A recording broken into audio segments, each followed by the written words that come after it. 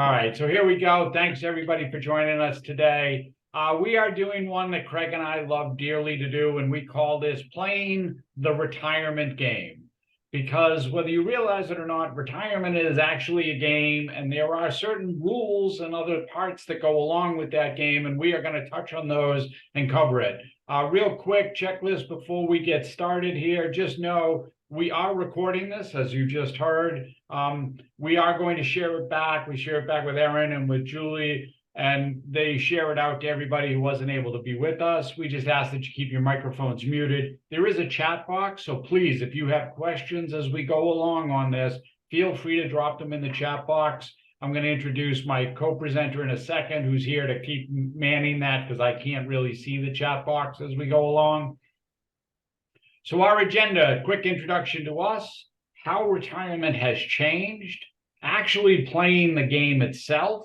We'll touch a little bit on Social Security and Medicare because they go hand in hand with retirement, and some of the other things to be considering as we go forward. Our offer is for everybody as part of Rosie's doing a one-on-one that's coming up in the next quarter, and we'll go through that in a little bit more detail. And then we'll always hang out if there are additional questions afterwards.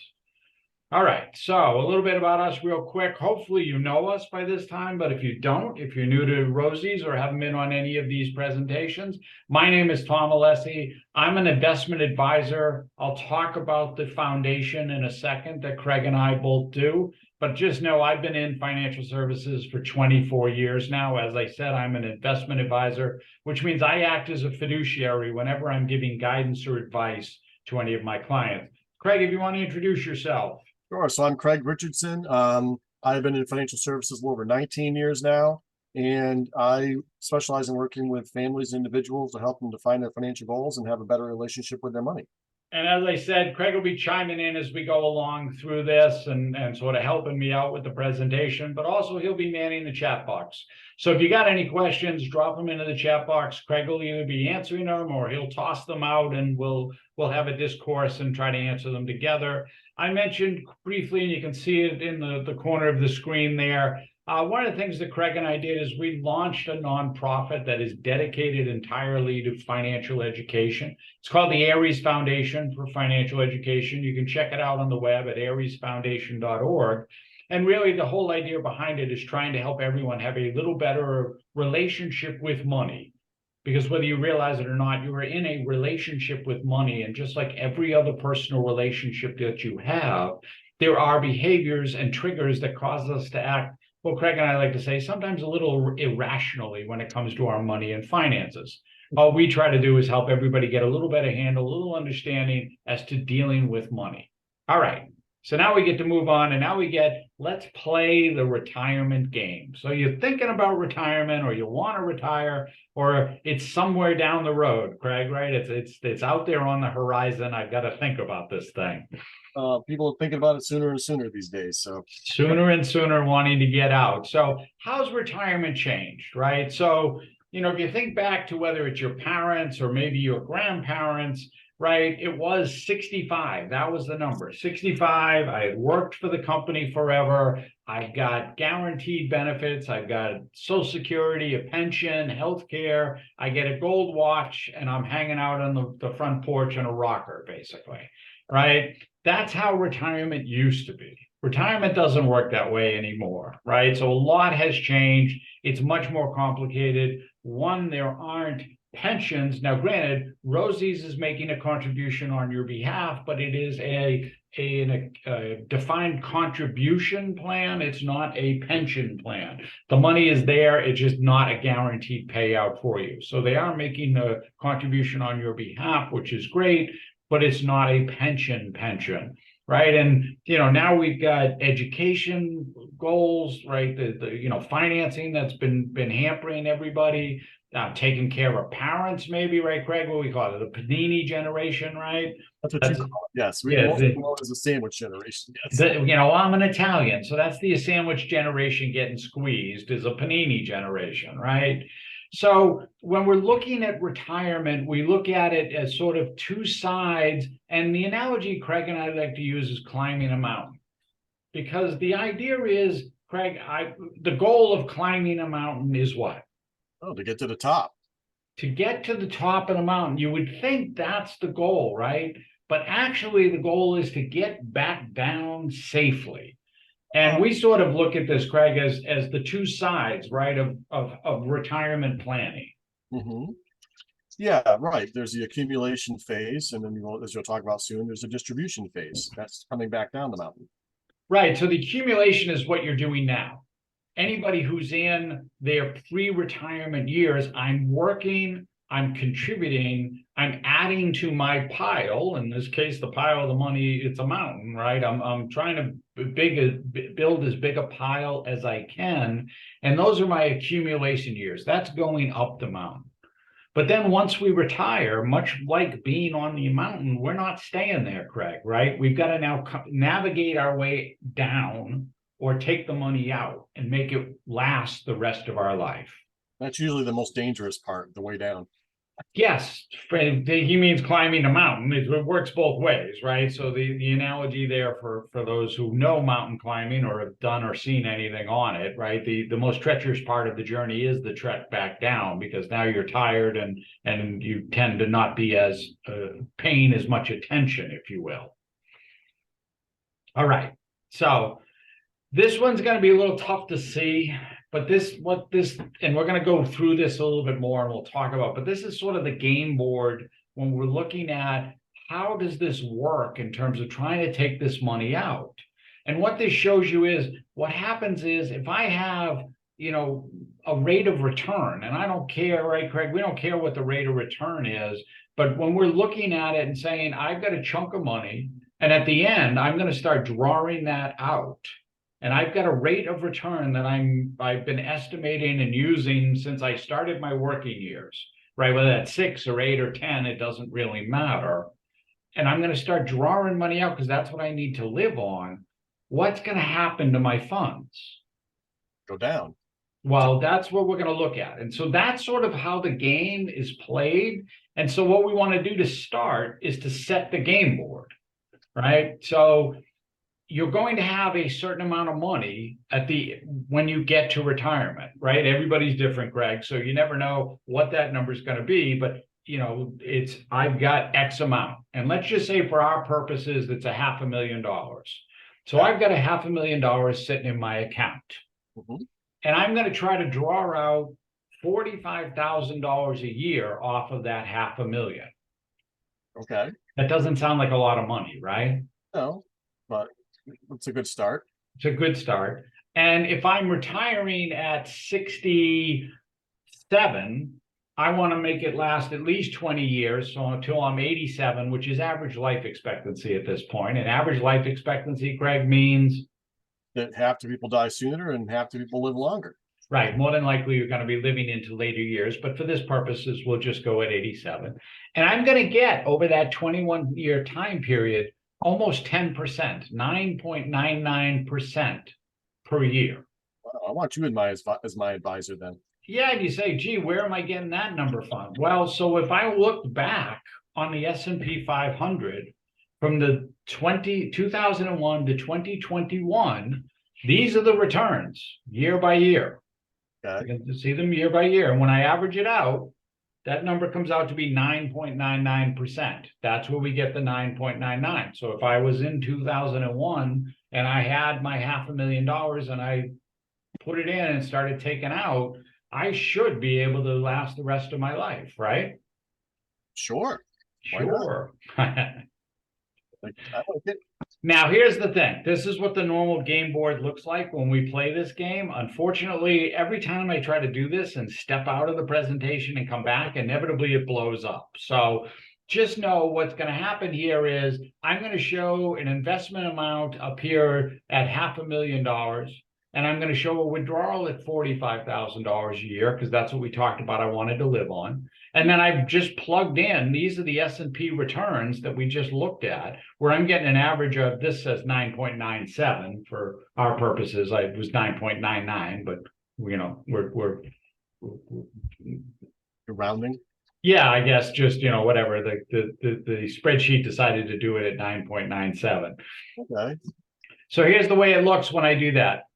This is what it all comes to. And don't know how well you can see it, But basically what this shows is on that first top line, there's my $500,000.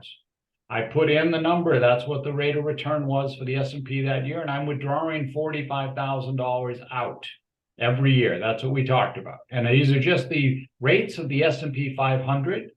And what happens is by the time I get to year 14, 79 years old, I have run out of money. Craig, why did that happen? Well, because you not only had up years, but you also had down years. And during those down years, you were still pulling money out.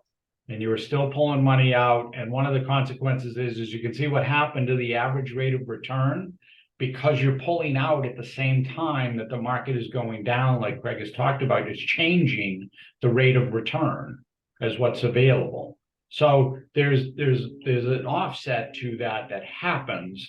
That's part of what occurs when we're dealing with retirement planning and looking at this. And we're going to talk about the ways this works and some of the things to be considering and building out as far as a plan is concerned. But Craig, it's a game, right? So if it's a game, there's got to be penalties, right? well, there should be rules, right? There should be rules to start the game. So we got to start first with there are rules when we play the retirement game.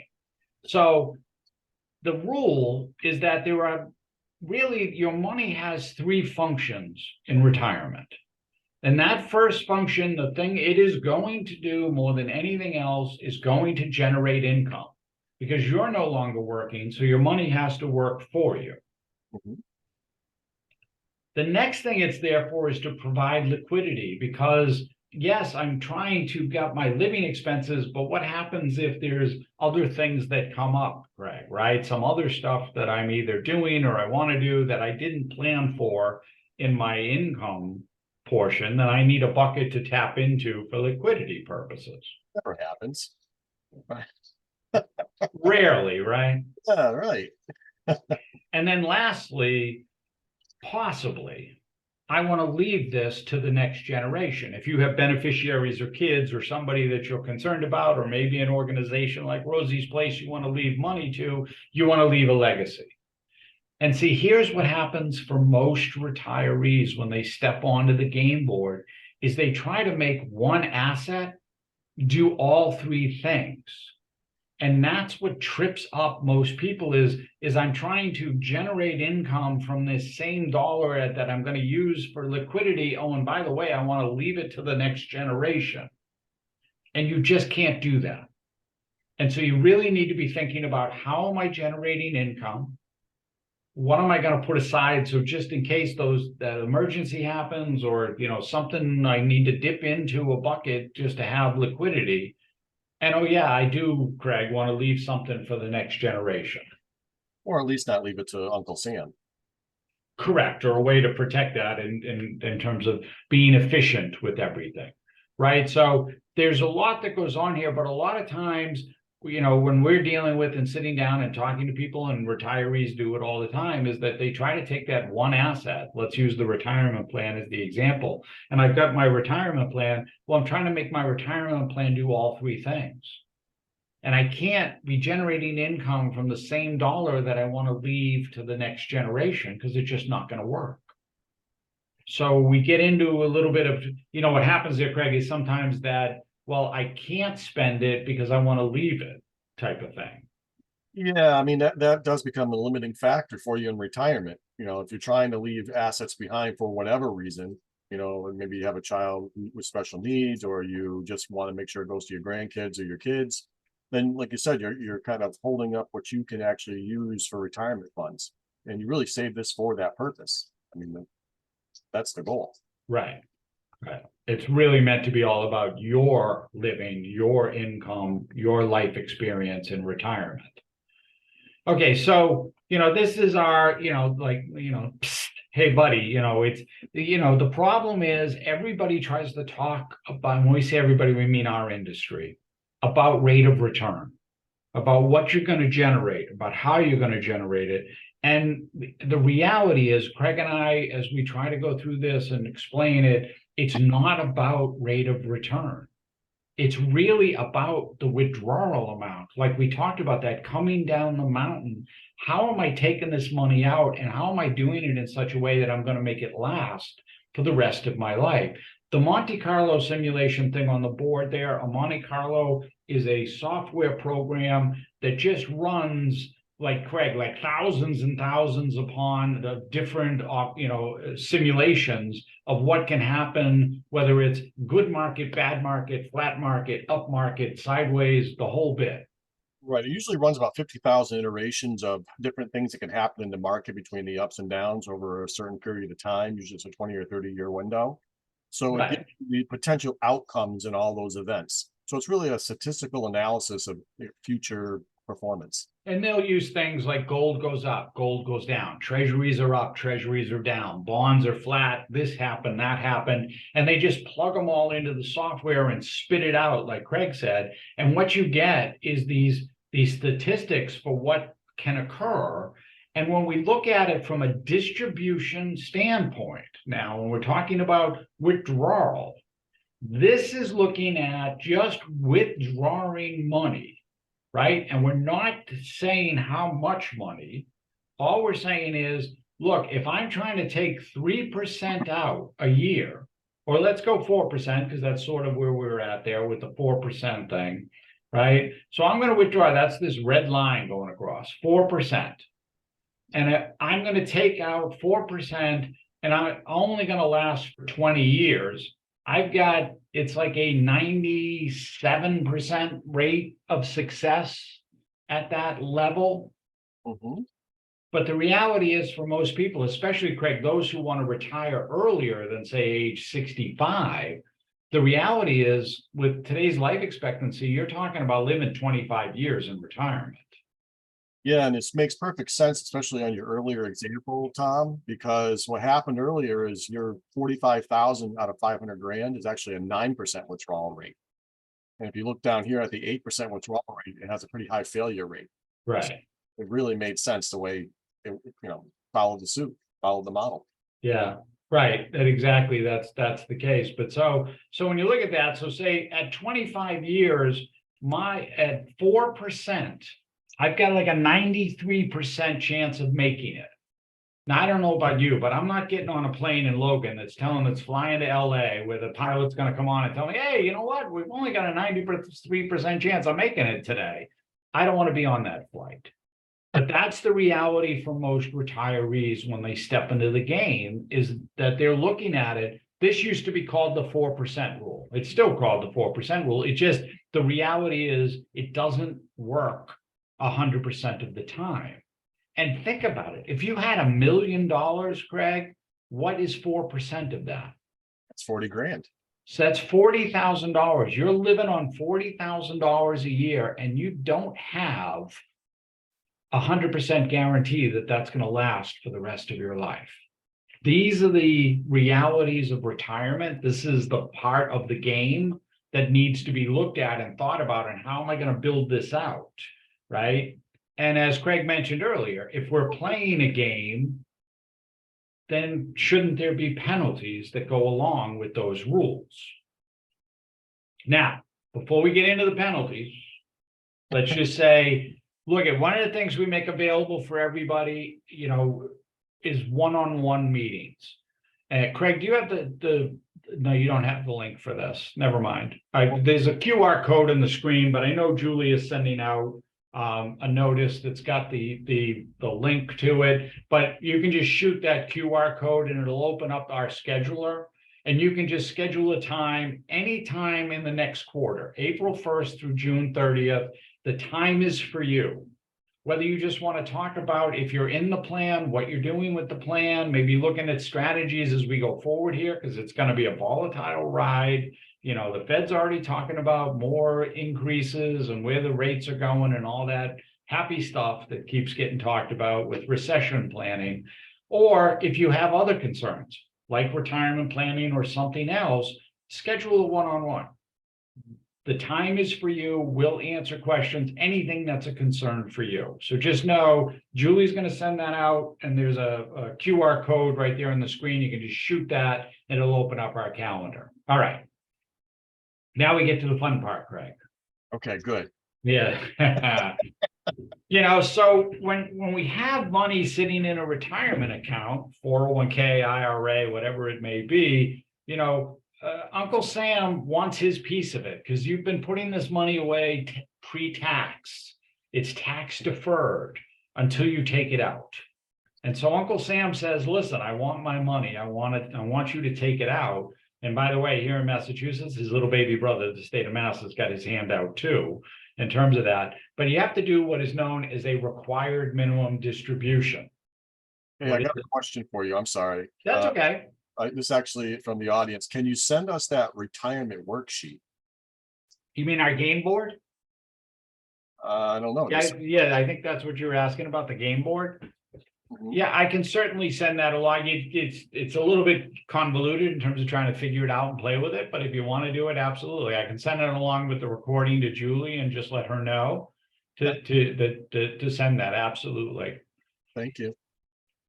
You know, so what it says is the thanks to the Secure Act 2.0 that just passed in January, the required minimum distribution age has moved. It was 70 and a half for the longest period of time. Secure Act, the first one, moved it to 72. Secure Act 2.0 has moved it to 73 for this year. And for those who have more than 10 years to go until that time frame, it's going to be 75. So the idea here is this thing will unless they make a law change, which Greg, we know that they can do. That doesn't happen ever. that right now, the projection is that in 10 years, in 2033, the required minimum distribution age is going to be 75 years old. And here's the thing with that when you have money sitting in IRAs, they can be combined so that you only have to take from one account versus all of them. A lot of times people will have multiple IRAs and they'll just say, go ahead, take from each one of these. But sometimes that doesn't really make sense. You might have something that's doing well and something that's doing poorly, or something that you don't want to deal with anymore, or maybe you're getting an interest rate, Craig, that's at like 4 or 5%. You're like, well, I don't want to take from that. Right. I want to take from the thing that's been losing. Let me do it. So with IRAs, you can aggregate them. And you can just take from one bucket instead of going across all of them. Mhm. However, if your money is still sitting in an old 401k, 403b retirement plan, you have to take from that retirement plan separately. You can't aggregate that as part of the context of IRAs. IRAs can all be combined together and you can just draw from one. But if money's sitting in an old employer retirement plan, that has to be taken separately.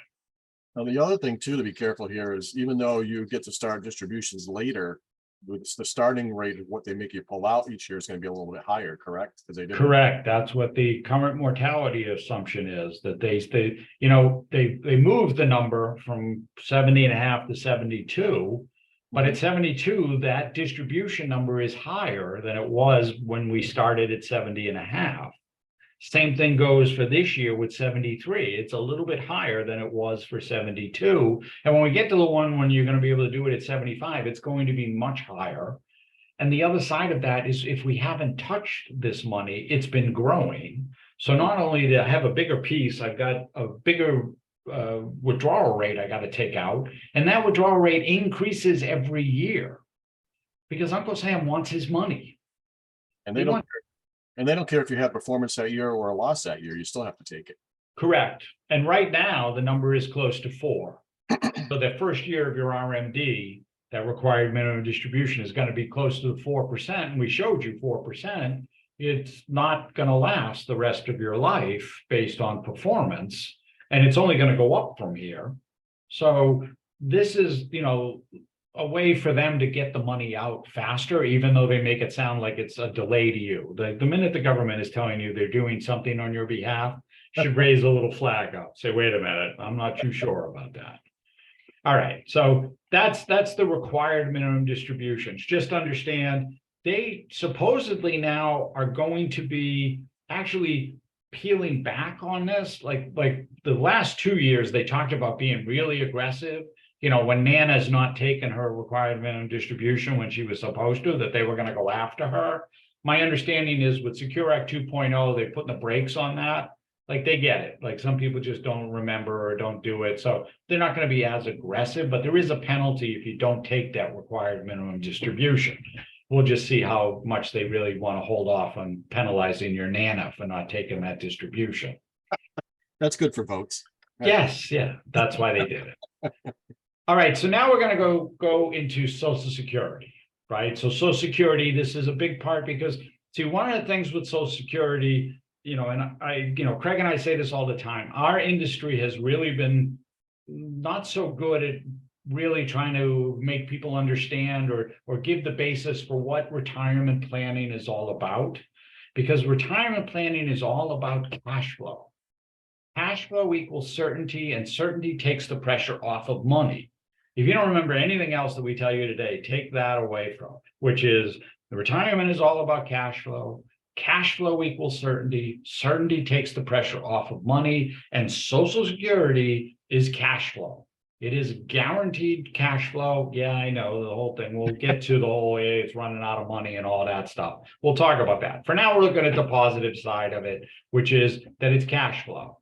All right, so how does it work? Basically, you've been paying into it. You pay 6.2%. Your employer pays the other 6.2%. If you have a spouse or somebody who's self-employed, they're paying the full thing, the 12.4%. Last year, the number was up to 147,000. Anyone making over 147,000 no longer contributes. That money over that doesn't go towards Social Security. This year, that number is 163,000. There is legislation and talk. In fact, Biden just did that. He just put forward a piece to increase that number, Craig, to get some of the coffers refilled, basically. Yeah, I think that number is continuing to go up over time. Right. And the way you qualify for Social Security is that basically if you've worked for 10 years, you're in. It's 40 quarters, but essentially that's 10 years. Or you were married to somebody who worked for 10 years, and that concludes in a divorce. So I don't want to say, it's sort of a weird thing there where you're talking about that with like it was work, but if you were married for more than 10 years and you have since been divorced, you qualify.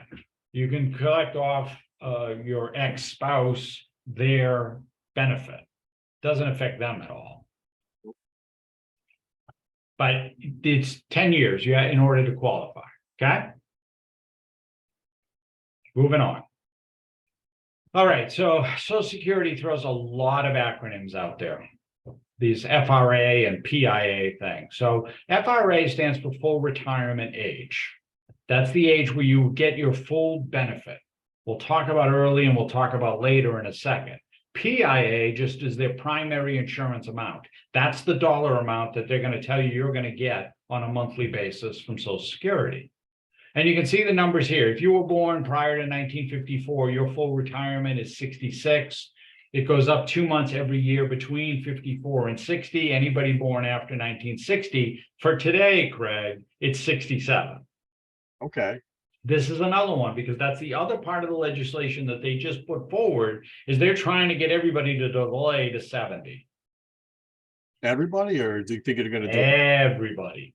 Oh, so even if you get it's 67 now for your FRA, your PIA may go up to 70. They're looking, if the legislation, I didn't read it because God bless, who knows what iteration it'll go through, but that's the most recent legislation that just got put forward, trying to get everybody to delay. They're trying to push amendments and pieces through to make sure get everybody sort of waiting, because the longer you wait, obviously, the better it is for them.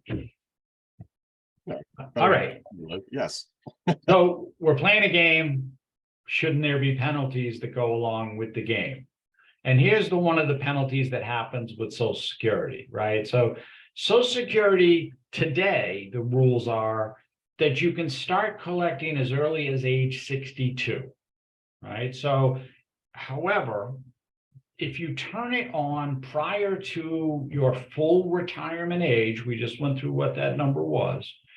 Every year early, Craig, costs you it's like 6.25%, basically. So that if your full retirement age today was 66, but you started collecting at 62, your benefit amount would be 75% of whatever you were entitled to. Mhm. So in looking at if FRA was 66 and somebody was entitled to 1,600 at that age, that if they started collecting at 62, they get $1,200. And that $1,200, that's in place, that's in force, no going back, no do-overs. In golfing, they call that a mulligan, no mulligan. Can't do over, right? Once you're in, you're in. However, if you wait, if you delay, right? Every month you delay past your full retirement age, your benefit goes up. Goes up by just a little bit less than 0.70%, which is, if you do it out, 8% a year.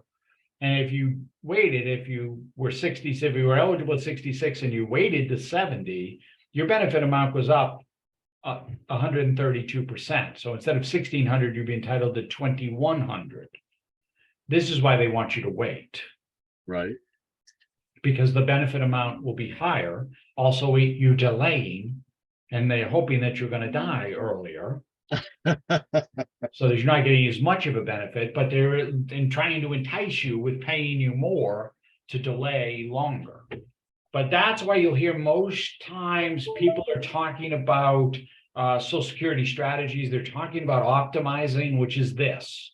Should I be collecting at my full retirement age, or should I be waiting until 70? Or where's the break-even point for me? Because, Craig, some of the other factors in this are health and life expectancy. Mhm. If you got a family history that says we don't live past 80, well, delaying probably isn't going to do you any good.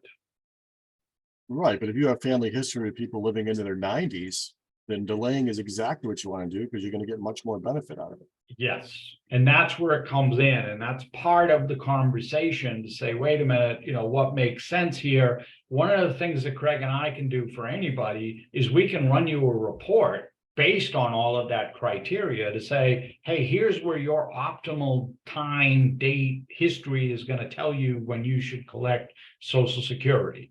So one of the things we can do is part of your one-on-one. I don't have the little thing there, the QR code for it. That'll come later in this presentation, but it's something that we make available to everybody as just a tool to be able to say, hey, I've thought about Social Security. When would it make sense for me to be looking at it? And just a little fun fact, I saw in the news this week, there was a woman in a nursing home celebrating her 112th birthday. 112, imagine that. Yeah, so she really got her benefit out of the Social Security. She's been raking it in. Of course, well, now the nursing home is taking it, but that's a different conversation. We'll get to that later in this presentation too, and as far as going through and talking about. So just understand, whenever you do elect, that election stays with you, right? And here's the thing with it. The other part of the penalty with this is that if you're below your full retirement age, and again, let's just use the example there of 66, that if you start collecting prior to that full retirement age, you can only earn a certain amount of money before they're going to start taking away from your benefit. Now, this year, that number is $21,240. So if you were, say, 64 and you said, you know what, I want to turn Social Security on, but I'm still working, for every dollar you made above $21,240, they're going to, I'm sorry, every $2 you make above the $21,240, they're going to take away $1 of your benefit. It gets a little funky in the year you turn full retirement age, because what they say is that example of the person who's 66, let's say the individual turns 66 in April. In January, they could turn on Social Security. They could make up to $56,000 and it would not affect their benefit, because they'd have to make the over $56,000 by the time they got to their date of birth. Now, for Craig and I, who were born at the end of the year, not really a lot of fun there, because more than likely that may trip something or trigger it. But just know that it's a change. The number goes up to $56,000 for 2023, and it's $3 before you start losing $1 of benefit over that. Lastly, there's this part, which is the month that you hit full retirement age. So let's go back and use the example of 66. That you can start earning. If you turn Social Security on, you can work and earn as much as you want, and there will be no penalty. We're going to talk in the next screen about the actual penalties that come along with that. But for now, they won't take any of your benefit away. Okay. Anything on that, Craig? No, I think you covered it. Okay. Yeah. I mean, So it's let's just, go ahead. I was just saying, all they're trying to do is just discourage you from taking it early, if you're, especially if you're still working, and a lot of people are still working in their early 60s. Correct. And that may be some of the legislation. Like I said, I haven't had a chance to go through it. I'm still trying to get through the Secure Act 2.0, God bless, in terms of dealing with that. That'll be the next piece of legislation I try to get through. It's Yep. great if you have insomnia because it'll put you out just like that. So if you ever have trouble sleeping, try to read some of those pieces of legislation. All right, so now we move on, right? So yeah, we're having a little fun with you because we're playing a game. So those are the Monopoly pieces. Yeah, do not pass go, go directly to jail, that type of thing. But here's what happens. Social Security, the benefit can be taxed. And here's the way it works. It goes anywhere from 0 all the way up to 85% of your benefit can be taxed. And here's how that works. And I'm sorry, you can't see the blue screen there because as far as the color of the back of the screen, but basically what it says, if you are a single filer, right, and you earn between 0 and 24,999, Greg, you will not get taxed on your Social Security benefits. Okay. You earn 25,000, you're going to get 50% of your benefit is going to be taxed. That earning, that can be anything. That can be, I've got a job. That can be distribution from an IRA or a retirement account, because that's taxable income. That can be rental income. There's other things that go along with that, but you can see how easy it is to get over the 25,000. Well, it's not earnings per se, it's any taxable income that comes into your household. Right, but not dividends or capital gains or any of that. It's ordinary income tax. All because they're taxed at a different rate already. Correct, right. It's ordinary income tax that drives that. Okay. So, and then it says if you're married filing jointly, that number starts at 32,000. It goes up as a single filer. If you earn more than 34,000, like the example that we showed, we had $500,000, we're taking 45,000. That's over the 34 number. 85% of my Social Security benefit is going to get taxed then. Wow. So you get no benefit here for being married in this case. Because same thing, you were in the same boat. It's 44,000 with a 45 that I showed in the earlier example. You would have tripped that. You're in that. You're 85% of your benefits being taxed. Well, I'm just saying, if you're two single people living together, now you're at 68,000 versus 44,000. You're getting no benefit for being married. Look at you trying to get people separated out in the world. I'm just doing. All right, so stop me if you heard this one before. Social Security is going broke, right? So yes, that here's the deal. This is a whole pay it forward system, right? So what you had was, for a long period of time, a large working population paying into the system.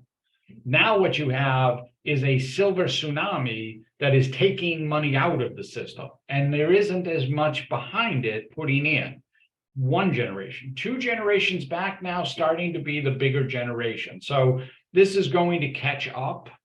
The issue right now is they're looking at it as that overage, that slush fund that's been sitting there forever, has started to really get to almost depleted status. It's going to be sometime in the early 2030s right now is the projection. I think it was like 2032, they said, is when the slush fund will go flat broke based on current projections, if no changes occur, which is why this legislation that's just being proposed and will continue, they're going to continue to propose and make changes and try to do things, because that's the whole idea. They're trying to make sure that Social Security does not go away and that doesn't wind up in any type of financial trouble. Yeah, because a lot of people don't understand that Social Security isn't like a pension you have at work. You're not putting money in and it's just growing until waiting for you to use it. You're paying for people's benefits with your taxes now, and then you're going to be getting paid from people in the future. So there is no giant, there's a slush fund, but it's not enough to pay all the Social Security benefits. Correct, especially where we're living longer now than we ever have been.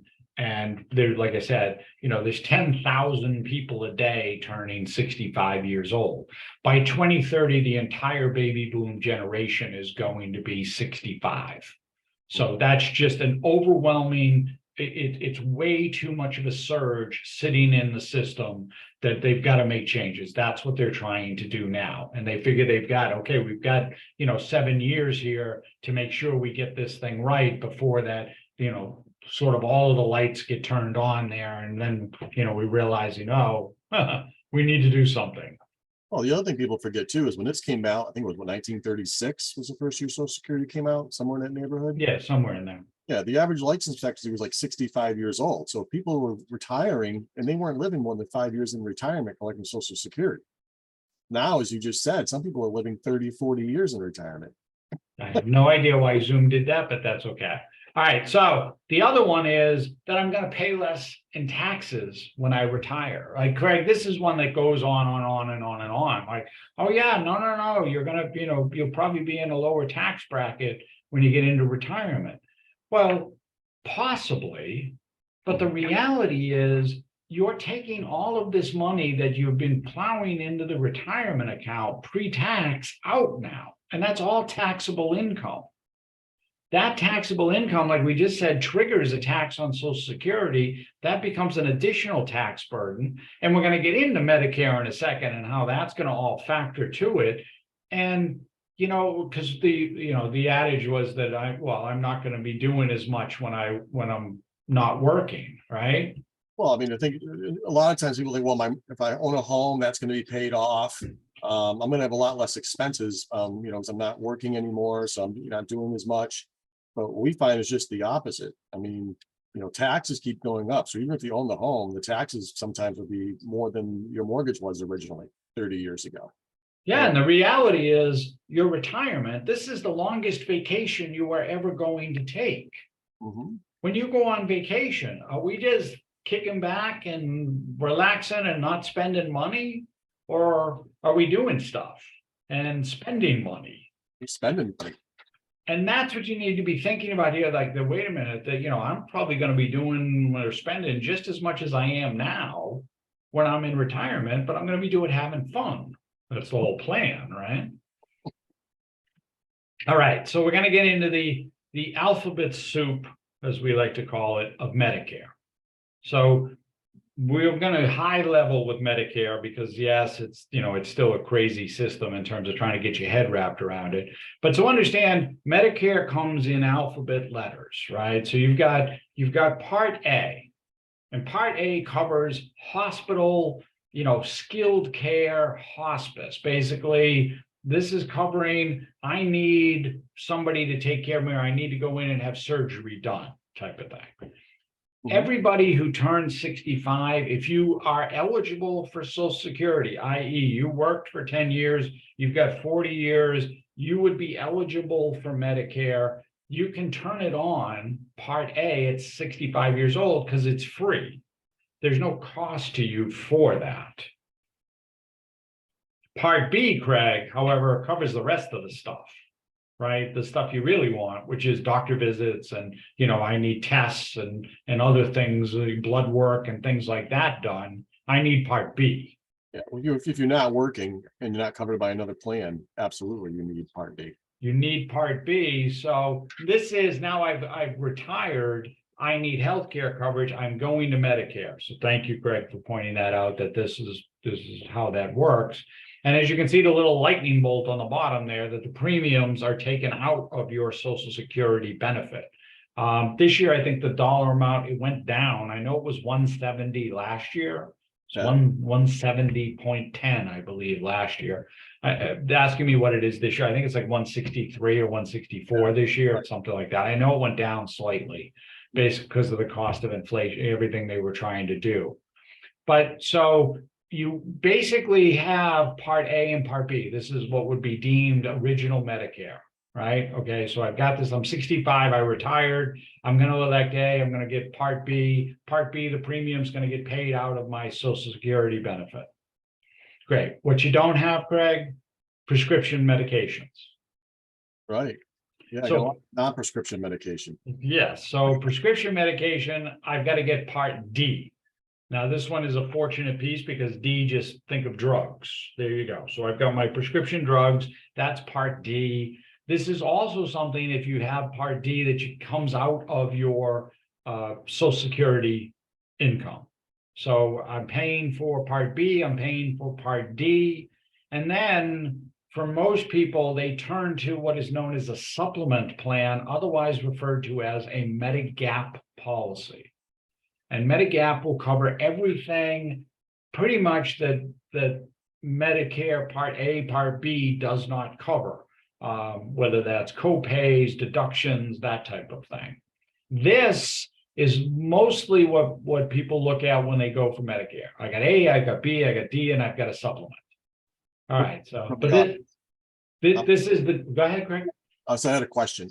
If you haven't started withdrawing from Social Security at age 65, will they just bill you directly? Great question. Yes, thank you for that. That is absolutely the situation, because what happens for a lot of people is that they are still working, they're covered by an employer plan. You don't have to elect Medicare until you actually are no longer eligible, i.e. you've retired and no longer have coverage through your employer plan, in which case then you can go and get A and B, or if you set it the other way around, don't want to elect Social Security, even though I've retired. I'm going to wait until 70 because I want to get a max benefit, but I need A and B. Yes, you've got to pay for it out of pocket. They will bill you until you turn Social Security on. But this is the government, right? I got A, B, and D, Craig. What's missing? C. C, there we go. So this is one version of Medicare. The other version of Medicare is A with B, and then there's Part C. This is called Advantage plans, right? So these are the ones that you see them on the ads on TV. If you know anybody who's close, who's turned past age 64, their mailbox and their inbox is probably flooded with Advantage plan advertising, because these are all the plans that generally, an Advantage plan works very similar to your current, probably Rosie's Place HMO plan, right? I've got a deductible, I've got a copay, I've got medications. Then you have all of the crazy ads that tell you I've got, vision and dental and other things that are a part of that.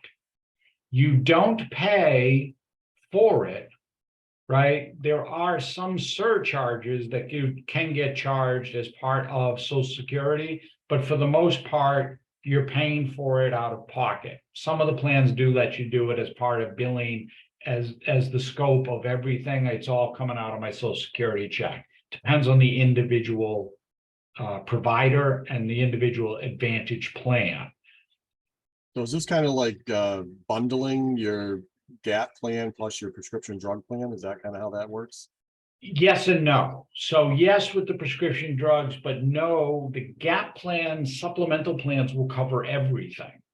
This won't. You still have deductibles, you still have co-pays, just like your current insurance. But yes, you don't need Part D because prescription drugs will be covered under here.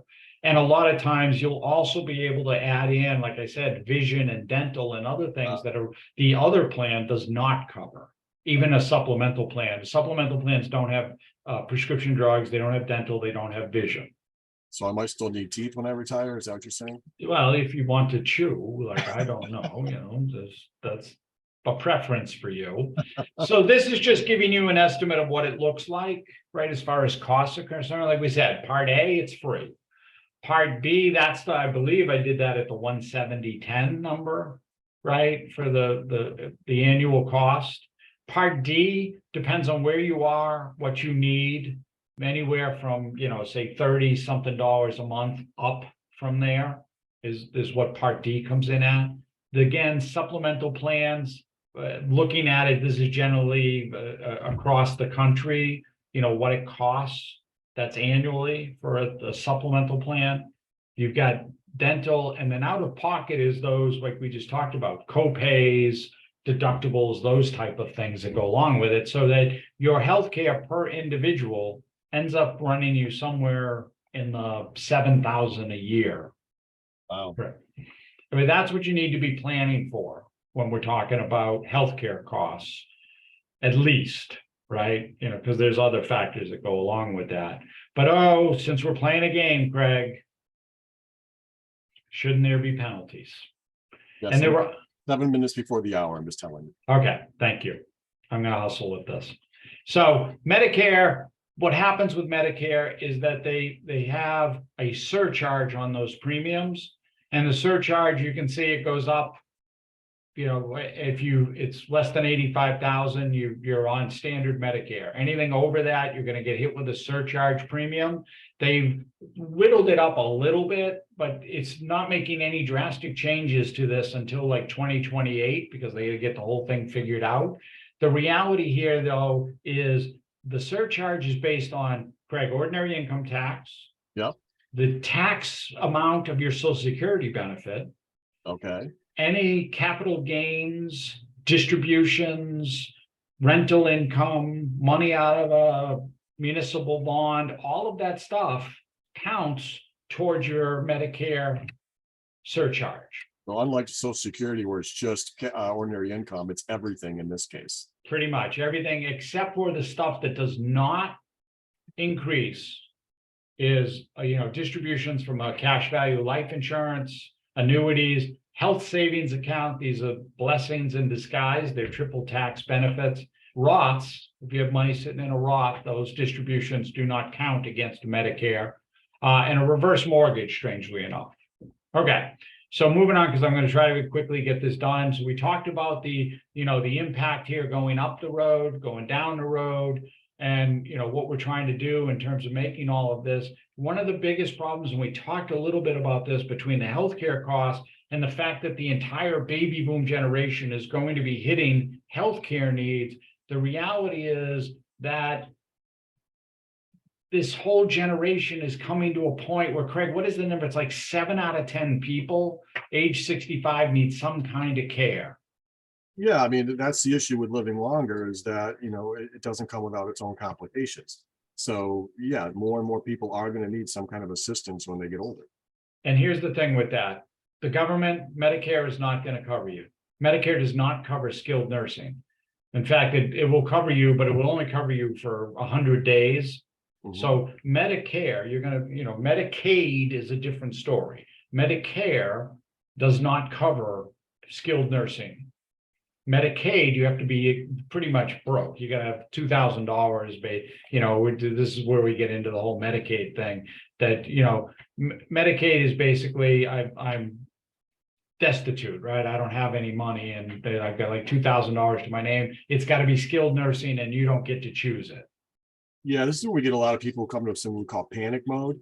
Oh my God, I mean, looking at long-term care, and you know, what am I going to do? How do I put away my assets so I don't get hit? And the government's getting wise, and it's harder and harder to shelter your assets when you get into this situation. So you really want to be planning ahead. Right. And so we talked about earlier about the rule. Your money has 3 functions in retirement.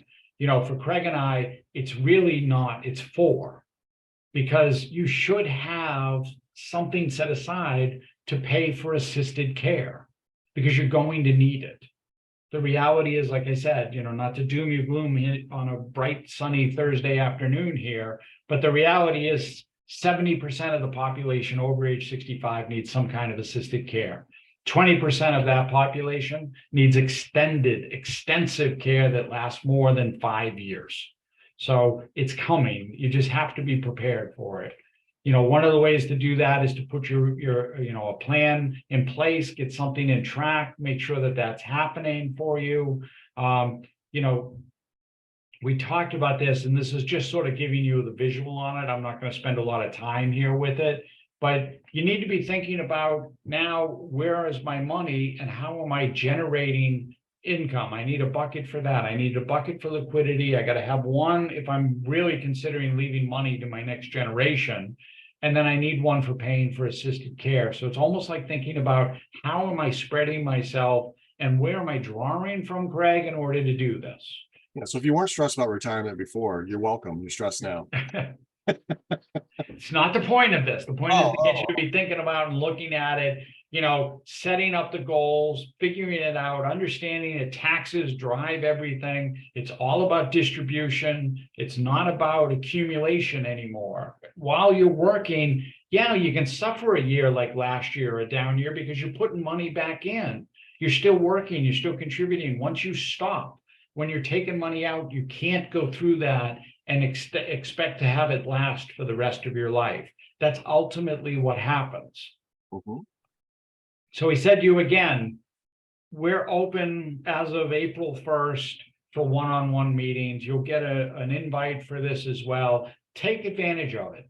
We're here to answer questions, whether it's, like I said, just on the retirement plan or on retirement planning or anything that's on your top of mind.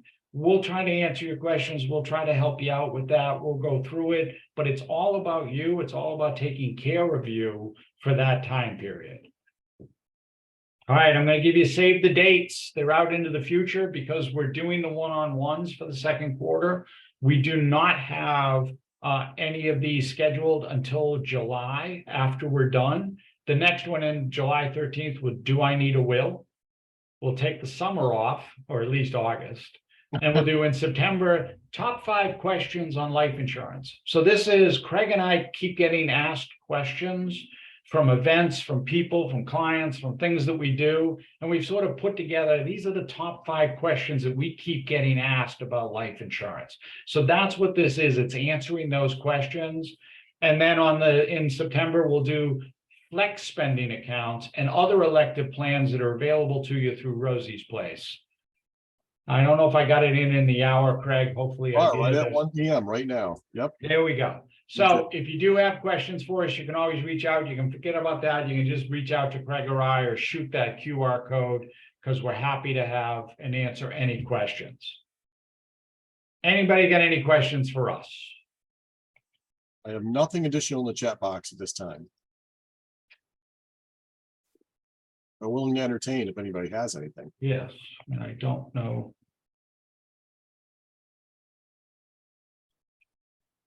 There it is.